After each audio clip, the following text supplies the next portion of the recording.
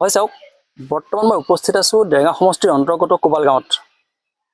গেলাবিলৰ যি বাঢ়নী পানী, এই বাঢ়নী পানীৰ ফলত এই কোবাল গাঁৱত এক জলমগ্ন পৰিৱেশ। মোৰ সহযোগীক মই কিছু দৃশ্যাংশ দেখুৱাবলৈ অনুৰোধ জনাম। যিটো দেখা গৈছে, মই যি স্থানত উপস্থিত আছোঁ, এইটো এটা পথ হয় আৰু এই পথটোৰ ওপৰতে মই উপস্থিত আছোঁ, কিন্তু বৰ্তমান এই পথটোৰ আগবাঢ়ি যোৱাৰ সম্ভৱ নহয়, যিহেতু এই পথটোৱে পানীয়ে বুৰাই পেলাইছে। আৰু দেখা গৈছে এই অঞ্চলৰ যিসকল ৰাইজ, সেই ৰাইজসকল বৰ্তমান বিভিন্ন সমস্যাত তেওঁলোক ভুগিছে। খাদ্য সংকটত তেওঁলোক ভুগিছে, তেওঁলোকে বিশুদ্ধ খোৱা পানীৰ বাবে তেওঁলোক অভাৱত ভুগিছে। স্থানীয় লোক আছে, জানিবলৈ চেষ্টা কৰিম। যিটো দেখা গৈছে যে এই বৃহত্তৰ অঞ্চলটো গেলাবিলৰ বাঢ়নী পানীয়ে জলমগ্ন কৰি তুলিছে, কি ক'ব?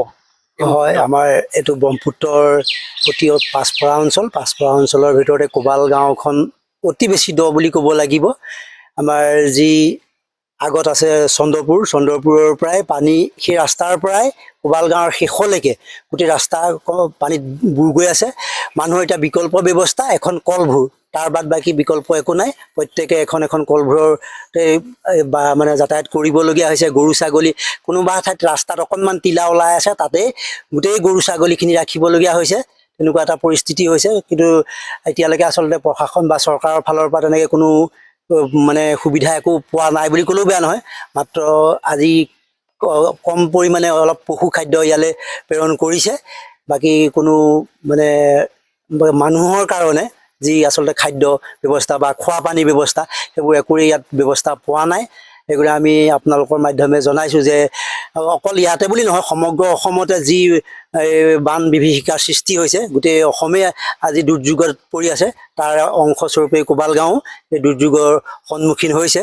সেয়েহে আমি প্ৰশাসন বা চৰকাৰ কৰ্তৃপক্ষক জনাইছোঁ যে তেখেতসকলে অকণমান তেখেতসকলৰ বিভাগীয় কৰ্তৃপক্ষক ইয়ালৈ পঠিয়াই দৰিদ্ৰ জনতাক অকণমান সকাহ দিয়াৰ মানসে চেষ্টা কৰিব বুলি আমি সকলো ইয়াৰ আপোনালোকৰ মাধ্যমে অনুৰোধ জনাইছোঁ। হয়, নিশ্চয়কৈ সহযোগী মই পুনৰ দৃশ্যাংশ দেখুৱাবলৈ অনুৰোধ জনাম। যিহেতু আমি এটা পথত উপস্থিত আছোঁ আৰু এই পথটোৰ পৰা আগলৈ যোৱাটো যিহেতু সম্ভৱ নহয়, সেয়ে স্থানীয় লোক আছে, আমি তেওঁলোকৰ পৰা জানিবলৈ চেষ্টা কৰিম। যিহেতু এই পথটোৰ আগলৈ যোৱাটো সম্ভৱ নহয়, গতিকে সেই ভিতৰৰ অঞ্চলখিনিত বৰ্তমান কেনেকুৱা অৱস্থা বিৰাজ কৰিছে তাত?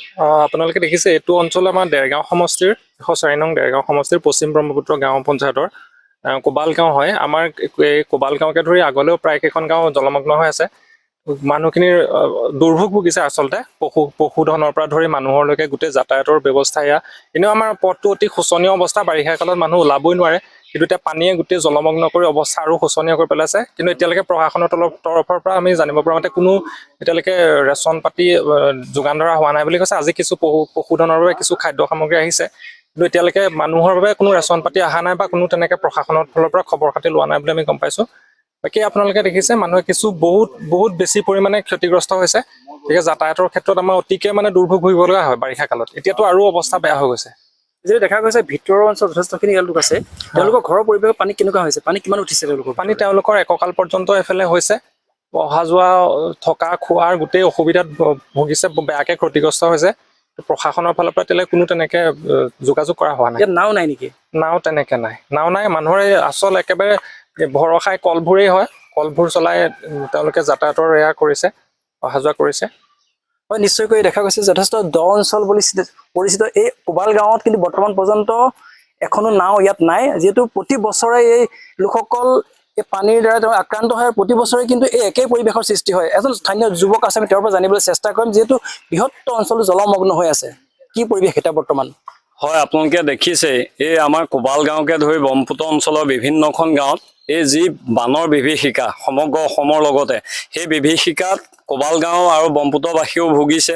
আৰু এইখিনিতে এটা কথা ক'ব লাগিব, 4 মাহ ধৰি ধাৰাসাৰ বৰষুণ আৰু অসমত হকে বিহকে জলবিদ্যুৎ প্ৰকল্প চৰকাৰখনে নিৰ্মাণ কৰিছে বাহিৰৰ ৰাজ্যলৈ কাৰেণ্ট ছাপ্লাই দিয়াৰ কাৰণে।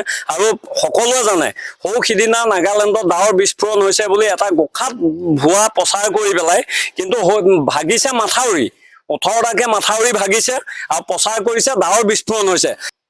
আৰু কোবাল গাঁও যিটো অৱস্থা হৈ আছে, হয়, সাহায্য কেনেকুৱা পাইছে নেকি? চৰকাৰী ফালৰ পৰা সাহায্যৰ নামত এতিয়ালৈকে পশুধনৰ সীমিত পৰিমাণে অকণমান খাদ্য দিছে, তাৰ বাদ দি কোনো চৰকাৰী সাহায্য এতিয়ালৈকে নাই। কি আশা কৰিব আপোনালোকে স্থানীয় লোক হিচাপে? স্থানীয় লোক হিচাপে এটাই আশা কৰিম যে দেৰগাঁৱৰ যিজন বিধায়ক, নৱনিৰ্বাচিত বিধায়ক, তেখেতে আহি কোবাল গাঁৱৰ পৰিস্থিতি এবাৰ চাওকহি।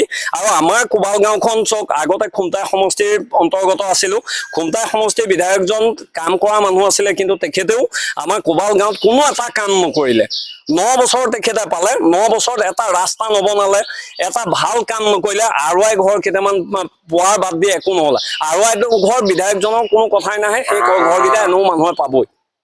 বৰ্তমান কোনো ধৰণৰ সাহায্য এলাও? কোনো সাহায্য অহা নাই। কোনো ৱাৰ্ড মেম্বাৰজন আহিছে, ঘৰে ঘৰে ফটো দুখনমান মাৰিছে, যিজন ৱাৰ্ড মেম্বাৰ বিজেপিৰ ৱাৰ্ড মেম্বাৰ, ফটোখন ফেচবুকত শ্বেয়াৰ কৰিছে, আৰু কাম সিমানেই। তাৰ বাদ দি কোনো সহায় নাই।